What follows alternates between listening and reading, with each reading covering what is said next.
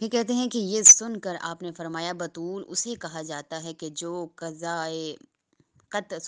قطعاً ماہانہ سرخی نہ دیکھے، یعنی کہ جو بلیڈنگ ہوتی ہے وہ نہ دیکھے، یعنی جو حیض سے پاک ہو، کیونکہ انبیاء علیہ السلام کی بیٹیوں میں ماہانہ عادت ناپسندیدہ امر ہے، ٹھیک ہے۔ محمد صالح کشعی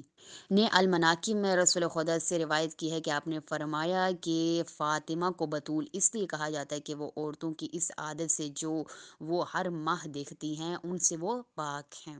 حافظ ابو بکر شافعی نے تاریخ میں حضرت جناب ابن عباس سے روایت کی ہے کہ رسول خدا فرماتے کہ رسول خدا نے فرمایا میری بیٹی فاطمہ انسانی شکل میں حوریہ ہیں، حوریہ،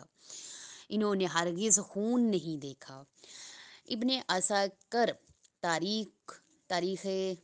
کبیر میں لکھتے ہیں کہ انس بن مالک سے روایت ہے کہ اس نے ام سلیم سے سنا ہے کہ اس نے فرمایا کہ حضرت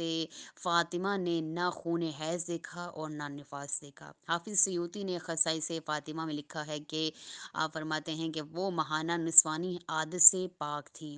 رافعی نے کتاب میں لکھا ہے کہ حضرت ام سلمہ نے سے روایت کی ہے کہ حضرت فاطمہ زہرا نے اپنی زندگی میں ماہانہ خون نہ دیکھا اور نہ ہی نفاس۔ خداوند متعال نے انہیں ان دونوں خونوں سے پاک و پاکیزہ بنایا ہے۔ تبری نے خزائر البعی میں حضرت اسماء بنت امیس سے روایت کی ہے کہ آپ نے فرمایا رسول خدا نے فرمایا کہ جب حضرت فاطمہ زہرا کے ہاں ان کے بیٹے حسن کی پیدائش ہوئی، یعنی پیدا ہوئے، تو ان سے نہ کوئی خون دیکھا اور نہ دوسرے عوارض جو عموماً وقت ولادت عورتوں کو لازم ہوتا ہے۔ اور ایک اور حدیث نقل کی ہے حضرت ابو بصیر نے حضرت امام جعفر صادق علیہ السلام سے روایت ہے کہ آپ فرماتے ہیں کہ اللہ تعالیٰ نے حضرت امام علی علیہ السلام پر دوسری عورتوں کو حرام کر دیا ہے۔